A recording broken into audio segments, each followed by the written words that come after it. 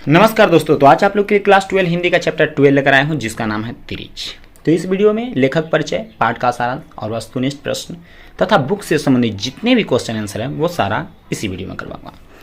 तो पहले स्टार्ट कर लेते हैं लेखक परिचय से। तो तिरिच पाठ का जो लेखक हैं उदय प्रकाश जी हैं। इनका जन्म 1 जनवरी 1952 ईस्वी को हुआ था। इनका निवास स्थान अनूपपुर मध्य प्रदेश में स्थित सीतापुर में हुआ है। माता का नाम गंगा देवी और पिता का नाम प्रेम कुमार सिंह था। विशेष जानकारी चाहिए अगर लेखक के बारे में तो यहाँ पर नीचे दिए गए हैं, तो आप लेखक के बारे में विशेष जानकारी यहाँ से आप प्राप्त कर सकते हैं। तो ये देखिए लेखक के बारे में जो है विशेष जानकारी यहाँ दी गई है। इनकी रचनाएं, ये कहाँ हुए थे, किस राज्य में, सारा जानकारी जो है यहाँ पर दिया गया है। तो अब देखिए पाठ के सारांश की ओर चलते हैं। तो पाठ का सारांश जो है कुछ इस प्रकार से दिया गया है, तो इसे भी आप लोग अच्छी तरह से पढ़कर समझ सकते हैं ताकि आप लोग को क्वेश्चन आंसर याद करने में काफ़ी आसान हो जाए। तो ये देखिए पाठ का सारांश है, तो इसे भी आप लोग अच्छी तरह से पढ़कर समझ सकते हैं। तो अब चलते हैं वस्तुनिष्ठ प्रश्न की ओर और देखते हैं कि वस्तुनिष्ठ प्रश्न का पहला प्रश्न जो है वो किस प्रकार से है। तो ये देखिए वस्तुनिष्ठ प्रश्न का पहला प्रश्न है कि उदय प्रकाश का जन्म कब हुआ था। तो इसका आंसर क्या है, 1 जनवरी 1952 ईस्वी को। दूसरा प्रश्न है सुनो कारीगर अबुत्तर कबूतर रात में हारमोनियम उदय प्रकाश की कैसी कृतियां हैं। तो इसका आंसर क्या है, यानी कविता संग्रह। फिर अगला प्रश्न है तिरिच लेखक का संबंध किन से है। तिरछी लेखक के संबंध किन से है। तो इसका आंसर क्या है, यानी लेखक के पिताजी से। उदय प्रकाश जी किस पत्रिका का सहायक संपादक थे। तो इसका आंसर क्या है, यानी संडे मेल।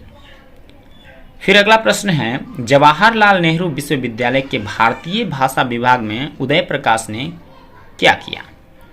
तो इसका आंसर क्या है, यानी अध्यापन किया था।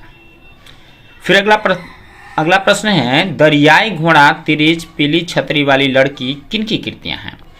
तो इसका आंसर ग है, यानी उदय प्रकाश। अब चलते हैं बुक से प्रश्न की ओर। अब देखते हैं बुक से जितने भी प्रश्न उत्तर हैं अब उनको हल करने की कोशिश करते हैं। तो बुक का पहला प्रश्न है लेखक के पिता के चरित्र का वर्णन अपने शब्दों में करें। तो देख सकते हैं ये उसका आंसर है। तो अब चलते हैं अगले प्रश्न की ओर और देखते हैं कि अगला प्रश्न क्या है। तो अगला प्रश्न है तिरिच क्या है, कहानी में यह किसका प्रतीक है। तो देख सकते हैं इसका भी आंसर जो है कुछ इस प्रकार से दिया गया है। फिर अगला प्रश्न है अगर तिरिच को देखो तो उससे कभी आंख मत मिलाओ। आंख मिलते ही वह आदमी की गंध पहचान लेता है और फिर पीछे लग जाता है। फिर तो आदमी चाहे पूरी पृथ्वी का चक्कर लगा ले, तिरिच पीछे पीछे आता है। क्या यहाँ तिरिच केवल जानवर भर है? यदि नहीं तो उससे आंख क्यों नहीं मिलानी चाहिए। तो देख सकते हैं इसका भी आंसर जो है कुछ इस प्रकार से दिया गया है। तो अब चलते हैं अगले प्रश्न की ओर। तो अगला प्रश्न है तिरिच लेखक के सपने में आया था और वह इतनी परिचित आंखों से देखता था कि लेखक अपने आप को रोक नहीं पाता था। यहाँ परिचित आंखों से क्या आशय है। तो देख सकते हैं इसका भी आंसर जो है कुछ इस प्रकार से दिया गया है। तो अब चलते हैं अगले प्रश्न की ओर और अगला प्रश्न देखते हैं क्या है। तो यहाँ पर दिया गया है व्याख्या करें और कई प्रश्न क ख ग की सीरीज में दिए गए हैं। तो देख सकते हैं इन सारे प्रश्नों का उत्तर जो है कुछ इस प्रकार से दिया गया है। तो आप लोग इसे अच्छी तरह से पढ़ लिख कर समझें और हो सके तो नोटबुक में नोट कर लें ताकि याद करने में आसानी हो जाए और एग्ज़ाम में आप अच्छी तरह से इसे लिख सकें। तो अब चलते हैं अगले प्रश्न की ओर और देखते हैं कि अगला प्रश्न क्या है। तो ये देखिए अब चलते हैं अगले प्रश्न की ओर। तो अगला प्रश्न है तिरिच को जलाने गए लेखक को पूरा जंगल परिचित लगता है, क्यों। तो देख सकते हैं इसका भी आंसर जो है कुछ इस प्रकार से दिया गया है। अब चलते हैं अगला प्रश्न की ओर। तो अगला प्रश्न है इस घटना का संबंध पिताजी से है, मेरे सपने से है और शहर से भी है। शहर के प्रति जो एक जन्मजात भय होता है उससे भी है, यह भय क्यों है। तो देख सकते हैं इसका भी आंसर जो है कुछ इस प्रकार से दिया गया है। तो अब चलते हैं अगले प्रश्न की ओर और देखते हैं कि अगला प्रश्न क्या है। तो अगला प्रश्न है कहानी में वर्णित शहर के चरित्र से आप कितना सहमत हैं।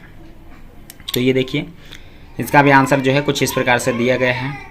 तो अब चलते हैं अगले प्रश्न की ओर और देखते हैं कि अगला प्रश्न जो है वो किस तरह का है और अगला प्रश्न क्या है। तो अब देखते हैं अगले प्रश्न की ओर। तो अगला प्रश्न है लेखक के पिता के साथ एक दिक्कत यह भी थी कि गांव या जंगल की पगडंडियां तो उन्हें याद रहती थी, शहर की सड़कों को वो भूल जाते थे। इसके पीछे क्या कारण हो सकता है, आप क्या सोचते हैं, लिखें।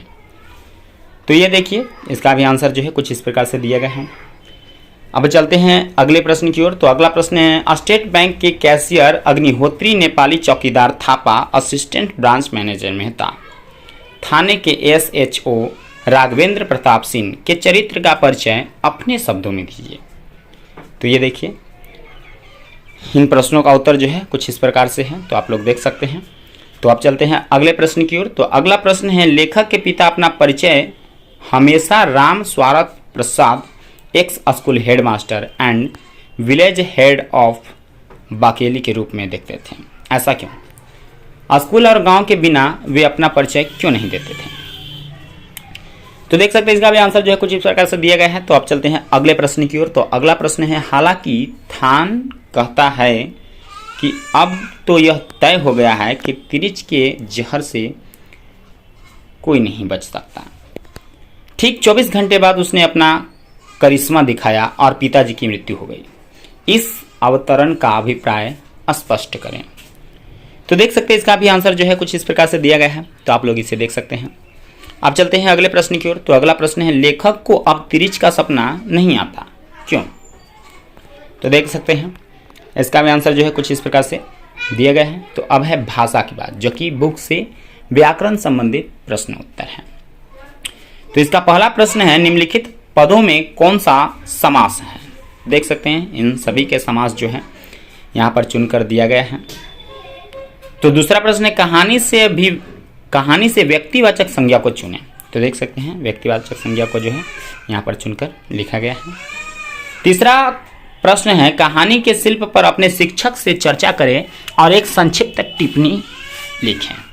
तो देख सकते हैं, इसका भी आंसर जो है कुछ इस प्रकार से दे दिया हूँ, तो आप लोग इसे अच्छी तरह से पढ़ सकते हैं।